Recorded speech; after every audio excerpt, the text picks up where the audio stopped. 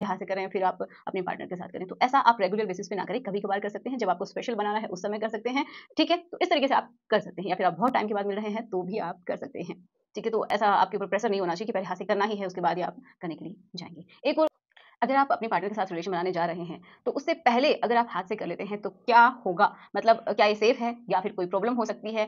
हमेशा ऐसा करना चाहिए या फिर कभी-कभार ऐसा करना चाहिए? और इससे करने से क्या हो सकता है उसके बारे में भी हम जानेंगे कि यह सही है या फिर नहीं है? क्योंकि वैसे बहुत बार क्वेश्चन पूछा जाता है इसलिए मैं इस क्वेश्चन को आप लोगों के सामने वीडियो के थ्रू बताना चाह रही हूँ। तो चलिए शुरुआत करते हैं आज के इस वीडियो की। सो मेरा नाम है एकता और आप देख रहे हैं बहुत ही प्यारा सा चैनल एकता यूनिक। तो चलिए शुरुआत करते हैं। तो देखिए जब भी आप हाथ से करते हैं तो इसका मतलब ये है कि उन लोगों के लिए ज़्यादा सही है जो कि काफ़ी टाइम के बाद मिलते हैं, उन लोगों के लिए भी सही है जो कि बहुत ये समझिए कि बहुत जल्दी एक्साइटेड हो जाते हैं, फीमेल को जैसे ही टच किया, उसको हाथ लगाया, तभी वो ओवर एक्साइटेड हो जाते हैं, जिसकी वजह से उनकी सेंसिटिविटी बहुत ज़्यादा बढ़ जाती है और टाइमिंग बहुत ही कम हो जाता है। तो ये बिल्कुल सही बात है कि जब अगर आप लॉन्ग डिस्टेंस रिलेशनशिप में हैं, तो बिल्कुल आपको अगर आप आज मिलने वाले हैं, ऐसा सोचा है आपने कुछ टाइम के बाद, तो आपको 1 या 2 घंटे पहले या फिर आपको लगता है कि आपका जो पीरियड है वो और ज़्यादा है, तो 3 घंटे पहले ही आपको क्या कर लेना है, हाथ से कर लेना है, जिससे कि आप जब भी करें तो आपको उतना ज़्यादा एक्साइटमेंट ना हो, ठीक है? नॉर्मल रहे ताकि आपका जो टाइमिंग है वो बढ़े। तो ये सही बात है। जब आप एक बार हाथ से कर लेते हैं, तो जब दोबारा आप करते हैं तो ऑब्वियस सी बात है आपका टाइमिंग बढ़ता है। पहली बार के कंपैरिज़न में दोबारा का ड्यूरेशन लॉन्ग होता है।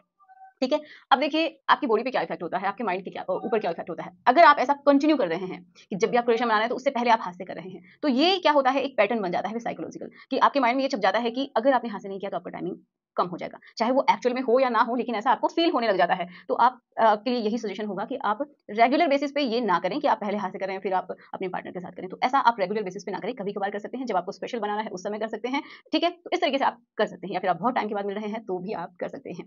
ठीक है, तो ऐसा आपके ऊपर प्रेशर नहीं होना चाहिए कि पहले हाथ से करना ही है, उसके बाद ही आप करने के लिए जाएँगे। एक और क्वेश्चन आता है कि अगर आप पहले हाथ से कर लेते हैं, फिर उसके बाद दोबारा आप करते हैं, तो क्या आप अगर आप वहाँ पे अपना जो सीमेन है, वो उसकी बॉडी में नहीं डालते हैं, तो क्या फिर भी प्रेगनेंसी हो सकती है? तो देखिए, हो सकती है, क्योंकि ये बहुत बार फेल होता है ये मेथड कि आपने एक बार कर लिया, लेकिन जो आपकी ट्यूब है, उसके अंदर बहुत बार स्पर्म्स रह जाते हैं, जिसकी वजह से जब भी आपका जो एक लिक्विड होता है, चिपचिपा सा पदार्थ होता है, जैसे आप शुरुआत करते हैं, तो वो निकलने लगता है, जिसको ब्रेकम बोलते हैं। तो अगर आप शुरू करते हैं सेकंड टाइम, तो उसके साथ कुछ स्पर्म जाके और अगर फीमेल का वही एक पर्टिकुलर टाइम चल रहा है, ओव्यूलेशन वाला, ज़रूर उसको प्रेगनेंसी हो सकती है। ठीक है? अगर आप प्रोटेक्शन इस्तेमाल नहीं कर रहे हैं तो। तो आशा करती हूँ आपको समझ में आया होगा कि ऐसा करना सही है या फिर नहीं है, कब करना चाहिए, कब नहीं करना चाहिए। सो फिर भी कोई डाउट है तो कमेंट बॉक्स में लिख दीजिए। मिलते हैं नेक्स्ट वीडियो में। थैंक्स फॉर वॉचिंग एंड कोई वीडियो चाहते हैं तो भी मुझे ज़रूर बताइएगा। सो बाय।